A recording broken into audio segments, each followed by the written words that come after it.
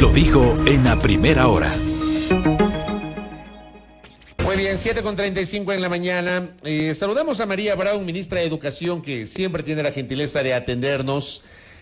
Todavía estamos a la expectativa de poder entrevistar presencialmente. Yo creo que será en breve. Volvemos a tener una entrevista telemática con la ministra. Ministra, gracias por su tiempo, por su gentileza. ¿Cómo le va? Bienvenida. Muy bien, gracias Fabricio, Belkis, buenos días. Nosotros aquí en Guayaquil en este momento, ya en las instalaciones del COE, donde se llevará a cabo la sesión del día de hoy, en el pleno del COE trataremos precisamente el retorno seguro a las clases presenciales que se va a dar por niveles, con ya el aforo al 100% a lo largo del país. Correcto. Empecemos por ahí porque hoy será justamente un día clave. ¿Cuál es la idea? ¿Qué podría resolver el Comité de Operaciones de Emergencia COE Nacional, ministra? Hemos presentado al COE, Fabricio, el protocolo, cuáles son los lineamientos para que este retorno se pueda dar. Este ha sido revisado ya en la mesa de salud del COE. La mesa de salud ha hecho sus observaciones, las cuales han sido incorporadas, y el informe ya ha sido entregado de manera conjunta entre el Ministerio de Educación y el Ministerio de Salud, para que hoy día en la plenaria del COE se pueda conocer los detalles por parte de todos los miembros permanentes del COE.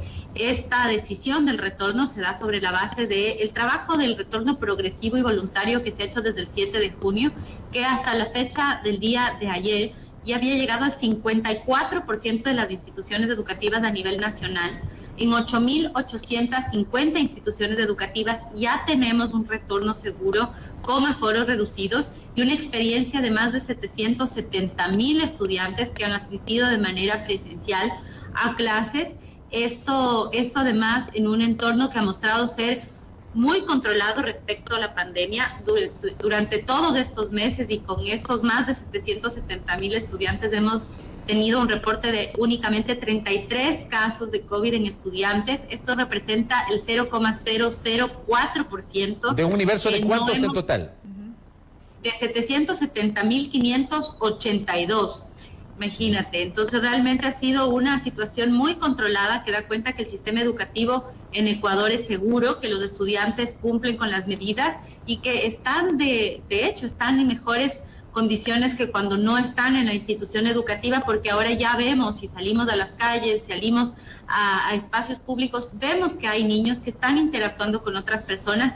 La escuela es un lugar más seguro y por eso pensamos pues que por esta experiencia y además por el avance en el Plan Nacional de Vacunación que ha liderado nuestro presidente y también la ministra de Salud, ya podemos avanzar hacia esta nueva fase. Ya tenemos al 77% de los jóvenes y niños de entre 12 y 17 años con una primera dosis. En la provincia de Pichincha ya tenemos al 90.49% con una primera dosis y al 69.88% con segunda dosis. Esto quiere decir que en pocos días ya vamos a llegar a más del 90% de los niños de entre 12 y 17 años en Pichincha con las dos dosis, y con los más pequeñitos ya hemos iniciado el proceso de vacunación. Se ha llevado a cabo un poco tiempo y sin embargo ya hemos llegado al 42.37% de estos niños en esta edad a nivel nacional que ya tienen una primera dosis, y esto se suma a un excelente índice de vacunación en nuestros docentes, más del 92%, 205,686 docentes a nivel nacional cuentan con su esquema de vacunación completo, constituyendo pues al entorno educativo como un espacio seguro. Y en estos días continuaremos con las campañas de vacunación que se intensifican para este rango etario. Ustedes van a ver cómo a través de también brigadas de vacunación en espacios como en el caso de Quito, el fin de semana en el Coliseo General Rumiñahui podrán acudir de 8 a 4 de la tarde a recibir sus vacunas todas las personas para primeras, segundas dosis, a partir de los 5 años, y las dosis de refuerzo, los que ya tienen pues la indicación de la dosis de refuerzo. En lugares como el Centro Comercial Quicentro Sur o el Centro Deportivo Metropolitano Iñaquito, el Coliseo de la Universidad Central, de 8 a 4 de la tarde, todos los días de la semana pueden acudir también a estas brigadas de vacunación que se llevan a cabo. También, si ya pasó tu fecha de vacunación y no pudiste acudir al centro educativo, pueden ir al centro de salud pública más cercano, en donde se están ya aplicando también las primeras y segundas dosis de toda la población a partir de los 5 años de edad. Correcto, ministra, buenos días. Una precisión nada más. Esta obligatoriedad para el retorno aplica para instituciones educativas como tal, no así para los estudiantes. Entiendo. ¿Qué pasa con aquellos padres que desean que sus hijos mantengan esta modalidad virtual? Así es, Belkis, es una aclaración muy importante. El lineamiento plantea que son las instituciones educativas quienes tienen la obligatoriedad de acatar esta decisión. ¿Por qué? Porque las instituciones educativas pueden tener tres distintas modalidades: la modalidad presencial, la modalidad semipresencial y la modalidad a distancia. Aquellas instituciones educativas que en su permiso de funcionamiento tienen aprobada la modalidad presencial deben entonces retornar a la oferta modalidad presencial con el aforo completo.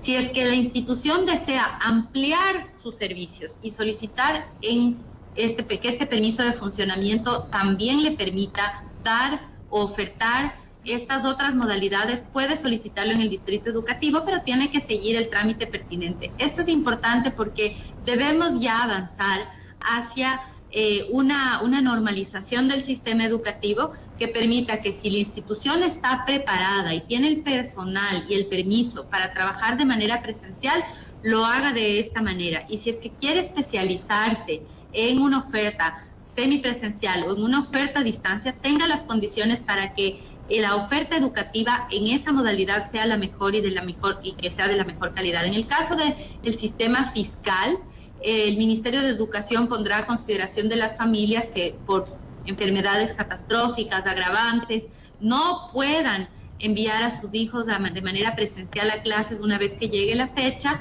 ellos puedan solicitar un traslado del sostenimiento fiscal presencial a la institución de sostenimiento fiscal a distancia. Son instituciones educativas preparadas específicamente para esta oferta, una en régimen sierra y una en el régimen costa, de manera tal que los estudiantes tengan un servicio educativo a distancia y continuidad educativa, pero con una oferta especializada en una institución educativa especializada para este tipo de ofertas.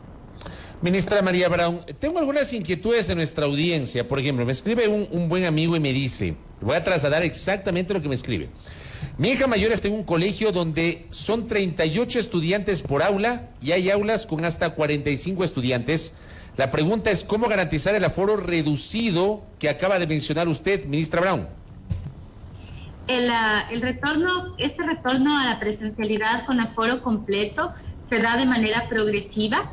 Iniciamos con un primer grupo el 22 de noviembre, es un grupo más reducido en los bachilleratos técnicos y bachilleratos en la ruralidad, y continuará a partir del 6 de diciembre con el resto de los bachilleratos y la básica superior, para que puedan asistir de manera presencial y sin este aforo reducido, es decir, con el aforo completo en los grupos como están planteados dentro de la institución educativa. Debe el cantón haber superado el 85% de la población en la edad entre 12 a 17 años. Más del 85% de la población debe ya tener su esquema de vacunación completa. En los cantones en donde no hayamos superado ese 85%, no se dará todavía el retorno y continuaremos con los planes de continuidad educativa con los aforos reducidos hasta que alcancemos la meta. Es decir, este nuevo lineamiento, la diferencia que tiene con el retorno progresivo, voluntario y con aforos reducidos que veníamos llevando a cabo desde el 7 de junio, es precisamente ese, que pasamos de tener aforos reducidos a aforos completos, toda vez que vamos a haber alcanzado la inmunidad colectiva en la población estudiantil en ese grupo etario. Ministra, hay otra preocupación también que nos trasladan nuestros oyentes y que tiene que ver, por ejemplo, con el uso de uniformes. Hay preocupación entre los padres de familia, sobre todo en el régimen sierra, porque estaríamos hablando de un retorno total ya para enero del próximo año. ¿Va a haber esta obligatoriedad del uso de uniformes en los planteles educativos, sean estos públicos o privados, o alguna suerte de flexibilidad en ese sentido? Este año se mantiene el lineamiento que emitimos desde el Ministerio de Educación al inicio del año lectivo, tanto en el régimen Costa como en el régimen Sierra Amazonía. No será obligatorio, o sea, no pueden exigir en las instituciones educativas la compra de uniformes a familias que no tengan la capacidad de adquirirlo como una barrera de acceso a educación. No pueden impedir que el estudiante continúe sus estudios y esté en la institución educativa por no haber adquirido el uniforme. Siempre invitamos a las familias que pueden hacerlo, que lo hagan, pero aquellas que tienen limitantes por su condición económica, por la situación del país con la cual hemos sido sensibles al inicio del año lectivo y lo continuamos siendo, no tendrán esta obligatoriedad. Para el próximo año lectivo ya retornaremos al contexto habitual, en donde la institución educativa, de acuerdo a lo dispuesto en el acuerdo ministerial recientemente expedido sobre la transparencia de los costos y pensiones, ellos deberán compartir con la familia los valores no solamente de la matrícula y la pensión, sino también de todos los otros costos asociados a la educación, para que sean las familias quienes decidan de forma que tengan toda la información para decidir si es que están en condiciones de mantener a sus hijos en la institución educativa con todos los valores asociados a esta decisión y que tengamos la transparencia en esa información. Pero este año no podemos exigir ni uniformes, ni una lista específica de útiles, ni tampoco podemos constituir otras cuotas extraordinarias o solicitar cuotas a los padres de familia para adecuaciones de manera obligatoria. Si los padres de familia quieren apoyar en Minga, si quieren apoyar en adecuar el espacio a la institución educativa, están bienvenidos a colaborar. La institución educativa es un espacio comunitario, es un espacio de todos, y el cuidarlo y el mantenerlo de manera conjunta, el querer y apropiarse de este espacio es algo deseable, pero nunca puede ser obligatorio solicitar una cuota a las familias para poder dar este mantenimiento o para solicitar materiales de forma obligatoria como una barrera de acceso a la educación. Mire usted que a mí me habían enviado en los últimos días unas fotografías de un establecimiento educativo ubicado en el norte de Quito, el Colegio Cotad, donde realmente hay unos daños horrorosos, el cielo raso, el piso, los pupitres, y me contaban a mí esto, padres de familia, que están haciendo una vaca, ya están haciendo una colecta ahí, una vaca, para poder tener recursos y tratar de arreglar algo que entiendo le corresponde al Estado, ministra. Los colegios fiscales tienen ahora un plan de intervención en donde se ha hecho un diagnóstico a nivel nacional y hemos identificado algunas instituciones educativas que lamentablemente no tienen las condiciones físicas para tener presencialidad. No es el caso del COTAD, dado que pese a que necesita un mantenimiento sin duda y que no está en las condiciones óptimas, no representa un riesgo a la integridad física de los estudiantes. Pero verá que yo tengo me mandaron unas fotografías ahí que se ve el cielo raso, destruido, los pupitres también que no necesariamente están tan adecuados, ministra. Le digo lo que he recibido, por eso le comento. Así es, en estos espacios tenemos un plan de contingencia que se está desarrollando con los directivos de cada institución para que los módulos que no están en estado puedan aislarse, hacer un plan de contingencia parcial en donde los estudiantes pueden reubicarse en espacios que no representen un peligro mientras podemos hacer las intervenciones. Como te mencionaba, en este caso es una intervención parcial. Hay otras instituciones educativas en donde la intervención debe ser integral, porque toda la infraestructura educativa está tremendamente deteriorada. Recordemos que venimos de un proceso de no haber tenido mantenimiento en la mayoría de instituciones educativas del país por al menos 2 años, y esto obviamente tiene un impacto sumamente importante en la infraestructura y el equipamiento. Hemos ya estado interviniendo desde el propio 25 de mayo, pero vamos a tener que seguirlo haciendo a lo largo de lo que queda del año 2021 y todo el 2022. Fabricio, en la Proforma 2022-2023 tenemos recursos previstos para intervención integral de infraestructura, terminar también algunas obras que quedaron inconclusas, mantenimiento correctivo.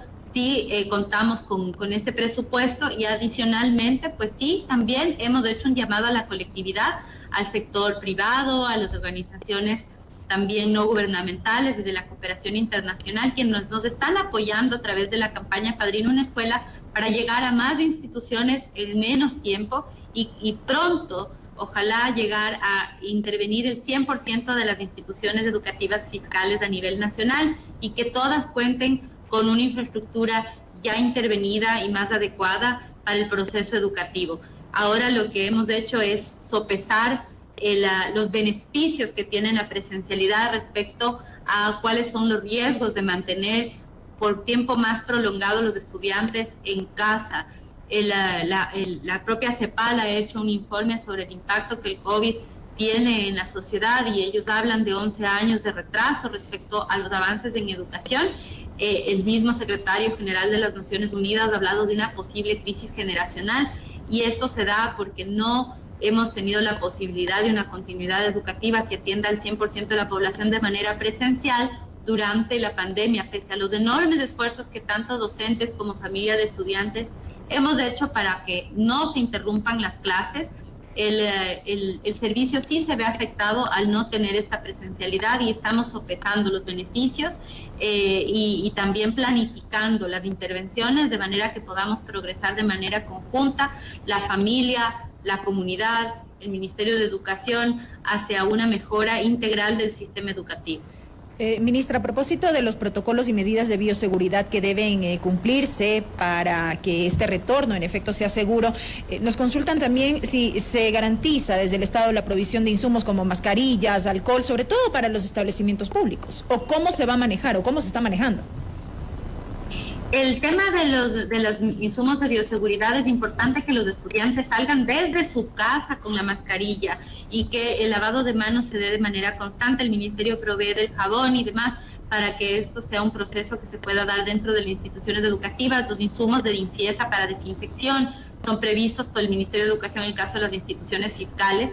En algunos casos hemos hecho algunas entregas, sobre todo en instituciones donde residen poblaciones de bajos recursos, de mascarillas. Sin embargo, la mascarilla es algo que deben utilizar las personas desde que salen del hogar. Recordarles que siempre debe ser, si es una mascarilla de tela, el lavado permanente de la mascarilla para que ésta esté limpia. El uso de la mascarilla limpia es sumamente importante. El revisar en la caja de las mascarillas o cuando uno las adquiere las instrucciones de cuánto tiempo es su tiempo de vigencia y mantenerse, pues yo creo que ya luego de todos estos meses de pandemia nos hemos familiarizado, Belkis, con cómo debemos usar la mascarilla, cuál es el uso correcto, dónde podemos adquirirlas, cuáles son las recomendaciones de uso, de limpieza de la mascarilla cuando estas pueden ser reusables. Ya la comunidad en su conjunto está clara y yo creo que en eso hemos podido mirar cómo hemos progresado y también mejorado nuestros hábitos de limpieza, el lavado permanente de manos, el distanciamiento, ¿no? Y eso debe mantenerse en el espacio, en la medida de lo posible que utilicemos como docentes las áreas y espacios ventilados, las áreas verdes como aulas. El protocolo que se emitirá el día de hoy plantea también que se puedan alternar los horarios para que los espacios de uso conjunto, como pueden ser los patios o los jardines, en donde son los recreos, no salgan todos los grados del recreo al mismo tiempo, sino que sean de uso escalonado para garantizar que exista la posibilidad de utilizarlos con menor aforo a lo largo del día, que se pueda también plantear protocolos de ingresos progresivos en la mañana. Estamos otorgando mayor flexibilidad en el cronograma escolar de forma tal que la institución educativa pueda organizar ingresos separados para que no existan aglutinamientos al ingreso y la salida de los estudiantes. Todas estas flexibilizaciones para también facilitar que incluso cuando lleguemos al 100% de aforo, pues respetemos estas condiciones. Y siempre invitarle a la ciudadanía a reflexionar sobre cuál es el uso del resto de los espacios. Vemos cómo los centros comerciales están repletos de niños y de jóvenes, muchas veces que no están siendo supervisados adecuadamente.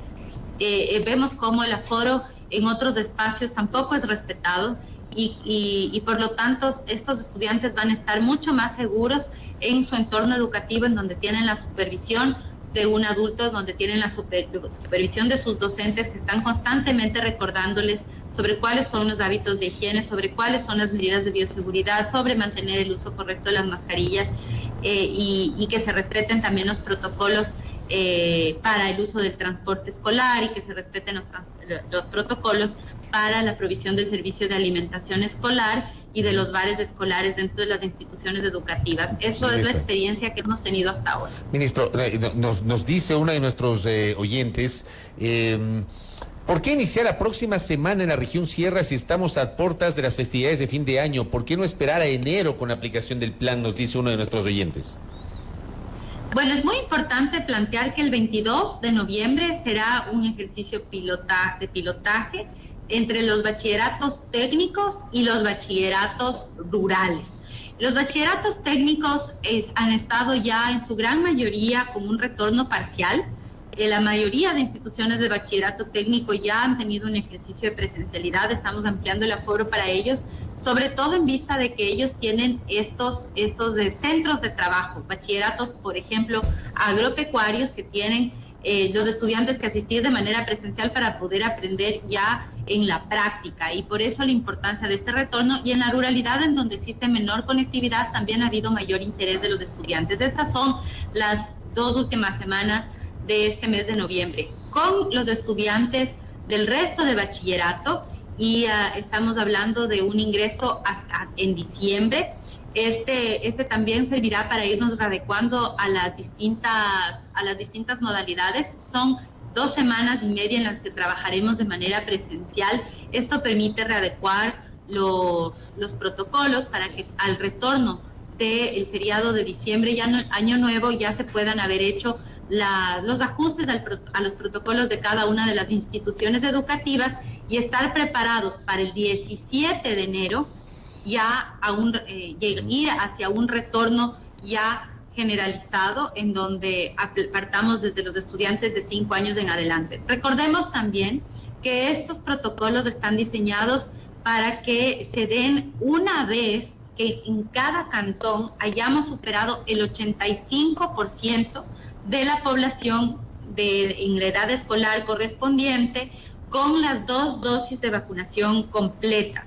El retorno en cada cantón está sujeto a que la población, primero, entre 12 a 17 años, haya alcanzado el 85% con el esquema de vacunación completo, y luego en enero, la población entre 5 a 12 años, es decir, 5 a 11 años, 11 meses, haya alcanzado el 85% del esquema de vacunación completo. Cada semana que tenemos la posibilidad de tener presencialidad, esto genera un cambio en la actitud de los estudiantes, mejora sus condiciones de vida, podemos identificar si existe también depresión, ansiedad, estrés, atender a los estudiantes de manera adecuada, poder trabajar con ellos en la preparación de sus evaluaciones parciales, en saldar las dudas en cuanto al académico, en identificar cuáles son los índices de rezago y poder atenderlos y planificar. Cada semana cuenta, cada semana es muy importante, y en este sentido hemos identificado que toda vez que ya hemos avanzado hacia este mayor índice de vacunación, podemos ya iniciar este retorno. Ministra Brown, un par de cosas finales, porque claro, tenemos mucha interacción de nuestra audiencia en este diálogo con la ministra de Educación. Estamos tratando de trasladar a la ministra varias de las preguntas. En honor al tiempo no va a ser posible todas, pero sí algunas. Mire, recibo un mensaje que dice lo siguiente: hay un caso en el que han pedido a los padres de familia solventar la instalación de internet con la excusa de que al no pedir listas de útiles deben pagarlo. Pidieron obligatoriamente $6 por alumno. Nos acaban de pasar esto. ¿Qué le parece, ministra? Esto es un cobro indebido. Esto debe ser reportado al padre de familia que lo está reportando a través de las redes, y si ustedes pueden hacer llegar, si no, Fabricio, esta información, nosotros debemos hacer el seguimiento debido de esta denuncia, y de hecho hay sanciones establecidas en el Ministerio de Educación para este tipo de exigencias que no están autorizadas que se realicen ni por parte de los distritos educativos ni por parte de los rectores o autoridades de las instituciones educativas. Esto es lo que se denomina un cobro indebido, y esto debe ser reportado para poder también hacerse el seguimiento y, de ser el caso, aplicar la sanción correspondiente. Ministra, también me piden que le pregunte ¿cuándo se solucionará la falta de docentes, en especial en la unidad educativa Mitad del Mundo, Distrito 3, La Delicia? Ahora los docentes de áreas complementarias, educación física e inglés, somos profesores de aula, nos dice uno de nuestros oyentes. Efectivamente, hemos tenido un proceso en donde durante los últimos 2 años no se sustituyó a los docentes que se jubilaron, y esto ha dejado una brecha en el número de docentes en varias instituciones educativas del país. Esta brecha ya se está empezando a saldar a través de contratos. Ustedes han visto que hemos presentado algunos procesos de selección, tanto como por concursos de méritos y oposición para un nombramiento definitivo, como a través de la plataforma Educaempleo, que en estos días también está abierta en procesos de selección. Tenemos ya una autorización para sustituir a aproximadamente 1.900 docentes a nivel nacional a través ya de contratos aprobados por el Ministerio de Finanzas y listos para poder concursar. Esto nos va a permitir iniciar el proceso de reemplazo de la manera más ágil posible, para que en los próximos días ya pues podamos identificar a la persona que podría ocupar estos espacios, llegando, esperemos lo más pronto, a cubrir esas necesidades de docentes en instituciones educativas a lo largo del país. Esto es un hecho real que no desconocemos y que al contrario nos preocupa, y estamos trabajándolo desde el inicio de la gestión para que podamos tener la planta docente completa en todas las instituciones educativas fiscales a nivel nacional. Ministra, rápidamente, ¿cómo queda el tema de pensiones? Entiendo que en algunos casos, no en todos, hubo disminución precisamente por el tema de la pandemia y la virtualidad, insisto, no en todos los casos, pero ya con la presencialidad como tal, ¿cómo queda este tema? De manera también que no se reflejen incrementos respecto, no sé, de años anteriores. Los colegios particulares y fiscomisionales deben acatar el acuerdo ministerial de control de precios y de transparencia de precios y costos que acababa de mencionar hace un momento. En este, pues, se plantea cuáles son los incrementos autorizados que serán posibles recién a partir del siguiente año lectivo. Recordemos que en este año lectivo, tanto en el régimen Sierra como en el régimen Costa, se prohibió el incremento de pensiones. La institución educativa siempre debe haber ya, pues, presentado a las familias desde el inicio del año escolar cuáles son las pensiones que se cobran durante ese año, siempre respetando y sin poder superar las pensiones autorizadas por el Ministerio de Educación en la resolución de costos que cada institución educativa tiene. Los costos de pensiones aprobadas para instituciones educativas a nivel nacional en ambos regímenes están publicados en la página web del Ministerio de Educación. Las familias pueden ingresar y ver cuál es el precio que la institución educativa había planteado al ministerio para el cobro, cuál fue el precio autorizado, y verificar que no se esté excediendo el cobro. Si es que hay un cobro excesivo, nuevamente invitar a la ciudadanía a presentar pues estas denuncias a través de los canales oficiales. Lo pueden hacer inclusive vía telefónica al 1-800 Educación, a través de nuestras redes sociales. Nosotros revisamos todas las denuncias a través de redes sociales y damos seguimiento también a estos canales de denuncia. Pueden hacerlo directamente en el distrito educativo, es decir, tenemos varios canales habilitados para que ustedes nos puedan informar si es que la institución no está respetando esa resolución de costos aprobada y si hay un incremento en pensiones este año, cosa que estaba prohibida. Ministra Braun, le queremos agradecer por el tiempo. Nos quedaron algunas preguntas en el tintero, pero ya habrá oportunidad de seguir absolviendo, porque obviamente los temas vinculados a la educación siempre generan muchos comentarios y obviamente inquietudes por parte de nuestra audiencia. Gracias por atendernos, ministra Braun, que tenga un buen día. Gracias, Fabricio, también que tengan un excelente día, y todos quienes nos escuchan también. Muchas gracias a la ministra de Educación, María Braun, conversando aquí en A Primera Hora. Algunas de las inquietudes que tenía nuestra audiencia. Ofrecemos disculpas por aquellas preguntas que ya no pudimos trasladar. Procuramos, junto a Belkis, trasladar la mayor cantidad de preguntas justamente a la ministra en el contexto de esta conversación, tratando de absolver estas inquietudes. Bueno, ya habrá oportunidad de seguir, obviamente, desmenuzando algunos de los detalles vinculados a las decisiones en materia educativa. Primera Plana. Todas las noticias, todas las voces.